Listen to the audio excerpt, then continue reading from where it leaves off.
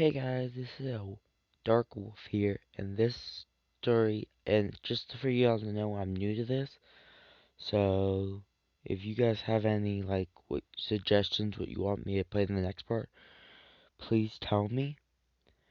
But this story is, what if Deku had a fire and ice wolf quirk? So, just giving y'all that as a heads up, his quirks are from My Hero Academia if you never saw it before. And this is just a what if. I've been having ideas for what ifs for a while now, and I thought, hey, why not make a channel for it? So, here we go. This is, I guess, episode 0 of What If Deku Had a Fire and Ice Wolf Quirk. And just giving you guys a heads up, this is like when we start off when he's born, but just a note for y'all, his mom and his father, well, they're not exactly like in the original, like the movies and all that, or the magazines.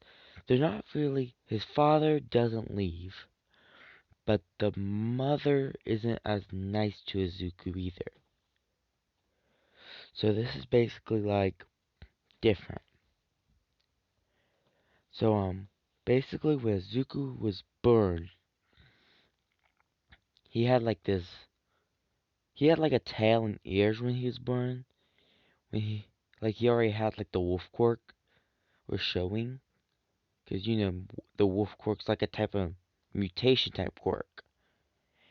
And just giving you a heads up, no, Inko didn't basically do whatever with someone else. This is basically Inko's father had a wolf quirk type deal. And she got the levitation, her telekinesis, weak telekinesis quirk, from basically her mother. So yeah, and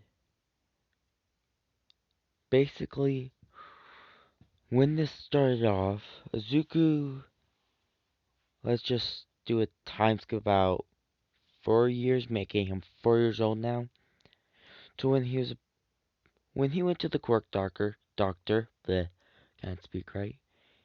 Just giving you a heads up, he hasn't fully met Bakugo, so like he's seen him once or twice in like daycare and all that, but Bakugo wasn't too nice to Deku or Izuku that much. He had this like issue. He had his anger issues even when he was in preschool, thinking that his quirk was better just because it was explosions at the time, but even though it was just little sparks. And he thought Deku's quirk wasn't gonna be as strong just because he has like wolf look likes and had the reflexes similar to a wolf. Just giving you guys a heads up, at this time, Deku, he may have just had like wolf reflexes and all that, but for his age, he was actually really strong and really fast and durable, like a wolf. So wolves, they're decently strong when it comes to their jaw. So yeah, Deku's also strong in his rest of his body. You could say he had like this, I guess like a similar, almost like growing a 6 or around an 8 pack when he was just a kid, but it wasn't like fully there. You can see the lines. And when they went to go take him to, Inko was to take him to the quirk doctor, like in the movies and all that, when she takes him to the quirk doctor and like he's Count Quirkless, he actually has a quirk in this one. His father's still with him. The father is actually in the car at the moment in this, just talking to himself, wondering if he'll get, what type of quirk he'll get. But giving you a heads up, his father quirk is fire breathing. But Inko had a friend, as you'll know as basically, I can't remember her name on the top of my head, but she's basically Endeavor's wife. And they were friends at the time when they were in like high school type deal. Like not UA or anything like that. But they were friends and all of a sudden she basically got up and left and Endeavor was with her and I'm not gonna say this in a weird way. She somewhat liked Endeavor when they were in high school. Like they went to the similar high schools. Just Endeavor was once he finished high school. For you guys knowing, this basically for this what if UA is a how do I put this? Is a college type deal. So yeah. So ever since then, she didn't like ice quirks because of oh wait, her name came to me, Ray, I believe. And that happened, which was making her a little mad. But basically, when they went to take Izuku to the quirk doctor to see what type of quirk, besides if he only has the wolf quirk or if he has any other form of quirk. Well, when they took him to the quirk doctor, they did multiple tests. They all looked normal for like the normal wolf. But when they did like trying to see if he could do anything with water or trying to they thaw like objects or melt them, for they got a little cup of water, not fully filled, and they put it onto the table in front of him. His job was to basically freeze the water. Well, it froze, as in the name, Fire and Ice Wolf Quirk, and then they took him, may see if he can thaw set water, and yes, he could. He thawed the water, and he also froze it, and then he turned it into a gas. Basically, he heated the water up so much it just evaporated. And then they basically took Azuku back to Inko and asked Inko what her quirk was. Since in canon she doesn't really have a distinct name for that quirk, we'll just call it like a weak telekinesis type quirk. Like a minor type telekinesis. And if you haven't seen the basically any of it, her quirks like strongly basically make small items float to her. But just for the sake of this, I'm also gonna give her a little bit of pyrokinesis, where she's able to control the fire. She ain't like a hero or anything, she just controls the fire. And like they made her husband and her made a good team if they was to become heroes. But they had it planned out, but then they had Zuko and they just that plan just shattered for 'em. They loved Zuko. Well, that was until this part. And they told Inko basically his quirk is not just a mutation quirk, it has a emitter quirk, which is basically like Todoroki's quirk, half hot, half cold.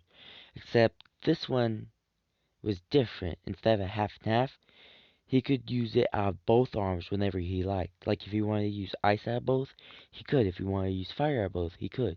If he wanted to do it like a half and half type quirk, he could. But yeah. But once they heard the word ice, Inko's brain just snapped. She did not like to hear that word. She seemed calm when she got to the doctor's, but when she got into the car, Izuku was told to sit out of the car for a second, for a while, and then they was talking about what they should do, since neither one of them liked Ice Quirk because of Ray, Todoroki now. And she hasn't seen Ray in so long, but she never was able to pick up the story why Ray basically got up and left. So they don't know that Ray was in a quirk marriage type deal and was forced to do it. And basically, once they came up with the idea, thinking, well, he's a wolf, so why can't we just take him to the forest and leave him there? And they went and they did that. And after they got him down into the forest, they basically made him get out. He got out thinking they were going to go on a hike.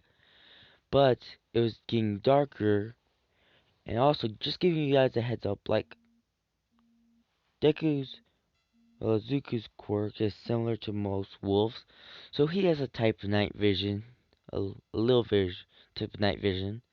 Like, he has that gleam that when you shine it at a wolf's eyes, like, almost similar to a cat's eyes, they'll gleam, depending on the eye color. And, yeah. But for this video, Zuko actually has, like, white hair because of his father is believed to have white hair.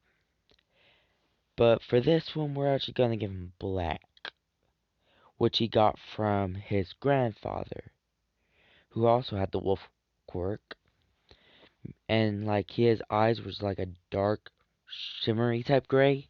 Also got from his grandfather instead of his green hair and green eyes. And so yeah, that is what he looks like partially. But just giving you a heads up, he's 4 at the moment. And then not even 5 minutes, maybe even a little bit longer than that, he got attacked by, I guess you could say, like a bobcat, I guess. Like, almost like a nearly an adult bobcat, because they were gonna, like, go and feed the family, I guess. You can put it that way. But then something in his brain kicked in. He didn't know how to use his fire and ice. Like, he could just, like, do it, but he couldn't fully use it. But something in his head just, like, instincts kicked into him, and he turned into, like, not this big, humongous werewolf, but he became, like, not really a pup, but like the size that a teenager, like a, how do I explain this? Like, he was a decent sized wolf. Like, he can choose the size of his wolf size, but for his age, he was just big enough to, a little bit bigger than a bobcat, to basically kill the bobcat. And once he got out of the wolf state, he was basically, he didn't know what happened. He just saw his paws underneath him, and he figured out how to get out. He had to think about he looked like as a human, and so that got him a little shocked that he was able to do that. But after a while, he starts basically training on how to like do it instantly to turn into the wolf back to his human form. And he ain't really dumb. Like, he doesn't have just the brain of the 4-year-old. He's been basically reading up upon stuff that people's left behind. He's been studying. He's to survive, he was able to hunt. He mainly hunted like small prey like rabbits and stuff like that, like small little animals. He wouldn't go for anything unless they attacked him. And well, we'll time skip for about 12 years, making him a 16-year-old now. If I do the math correctly, yes. He'll be 16. And he's been training with not just his wolf quirk during this whole time skip type deal. For the 12 years, he's been also been trying to do his emitter quirk, which is his fire and ice, until he found out he can also use it in his wolf form state, which is pretty unique. Like you see on the screen, he's able to like the red, yellow looking one. That's his like fire wolf form, and then his blue version that you see on top of the fire is like his ice form. Well, he's also able to combine sets forms, and he uses ice as armor and the fire as the weapon noise. So like his paws will be covered in flames, along with his tip of his tail, and like he'll have like this battle helmet made of ice, and like he'll have armor made of ice, but his like spikes made of fire and ice. So he can use his fire to thaw the ice only if he wants to. Like, he's able to control the temperature of the fire, the temperature of the ice. He can turn his ice into, like, swords. Not like big, ginormous battle swords, but like small, like, not really katanas, but just like a little bit bigger than a dagger type deal at the moment. But he never really needed to make absurd bigger than that. And for his fire, he's been able to figure out how to coat the fire onto the ice without making it burn up the blade itself, but still give it enough of that when it swings, that fire will still affect the person he's swinging at. So, yeah. And while training, he caught a glimpse of, well, as you guys would know, Todoroki, but just for the sake of the video, since they both have a fire nice type quirk, this Todoroki is more a female. I'm not trying to be mean or anything to him. I like his quirk and all and how he looks. I don't like his ego too much though, like how he's always basically so sad. I feel like he would be a really good hero if he could get that a bit bettered up. I know he doesn't like his father that much, but come on. He could he might be able to make it work at some point in life. Like maybe once he becomes a basically if he gets strong enough to become second hero, taking his father down a peg or two, he'll probably be happy with that. But just for the sake of this video, Todoroki will actually be a female. So yeah, because they have the same quirks and all that. I thought it'd be a cool little ship, I guess you could put it that way. And basically also Shoto, he's sh well, he'll go by Shoto still. Well, she'll go by Shoto still as her name, just because I'm not gonna come up with a unique name for the female version of Shoto Todoroki. Well, they're talking, and well, Shoto comes up with the idea since he looks like he has nowhere to really live, and he hasn't had nowhere really to live for a while. Just giving you a heads up, he's found some types of clothes, and also for the sake of this video, he's also able to, like, when he goes into his wolf state, like, his clothes don't do nothing, like, crazy like that. Like, it doesn't rip off of his body, but the fur will cover the clothes, so it's really hard to see. And he's also cut a hole for his tail to go through. And just giving you a heads up, he also has, like, a jacket that he almost always wears. It's a black and reddish type deal jacket, and he has cut off the tops, a piece of the top, so he could put his ears through, so he could still hear when people's coming and all that. Well, Shoto invites Izuku to go live with them.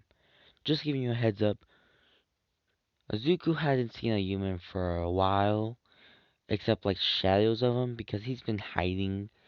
And since he's a pitch black type wolf, he's not really too easy to be spotted, especially when he's in the shadows. They could probably see like a glimpse of his eyes since they're like a glittering type gray. But he he didn't know how to speak to them fully. Like he was just a kid when he seen them and all that, and he hasn't figured out how to really tell them what happened to him. And yeah. So basically, Izuku gets to the Todoroki residence where Endeavor, basically, as you know, being himself, gets mad at Todoroki for basically going off and not telling him where she went and anything. And then he notices Izuku.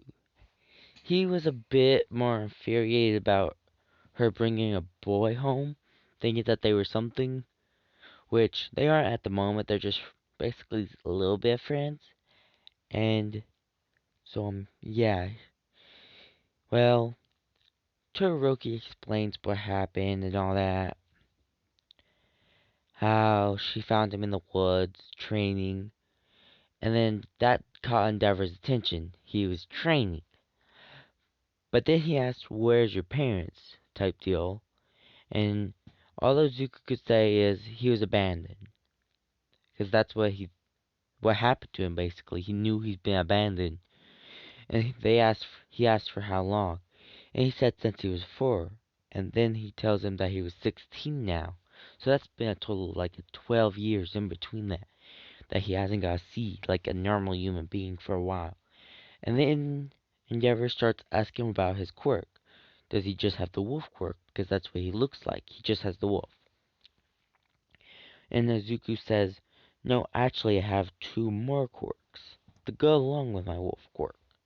And that caught Endeavor's attention, because it's really rare in this, just for this what if, it's actually really rare to have like 3 quirks, especially if they're not like a half and half quirk and a regular quirk. Having half quirks are decently rare, but they like as rare as this, having like 3 quirks. And so yeah. Well then, Shoto didn't like training that much, but Endeavor trained Shoto and Izuku to get the base on his quirk and to see how similar Todoroki and Izuku's quirks was. And yeah, they were pretty similar at the time, but then he started noticing power gaps. The more basically he trained, Izuku trained, the more stronger his quirk got as well. Because his wolf-based quirk is almost similar to like a huntsman quirk, just more wolf-type features. And yeah, it was like that. He couldn't really help that his quirk was getting stronger until Endeavor came up with the idea to basically help him and Todoroki get along a little bit better, because they get along decently fine, but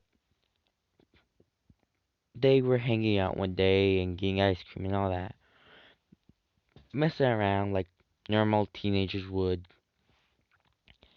And then all of a sudden, there was a not really a villain attack, but it was different.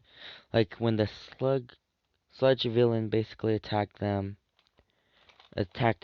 in like the where in the movies and the episodes and all that.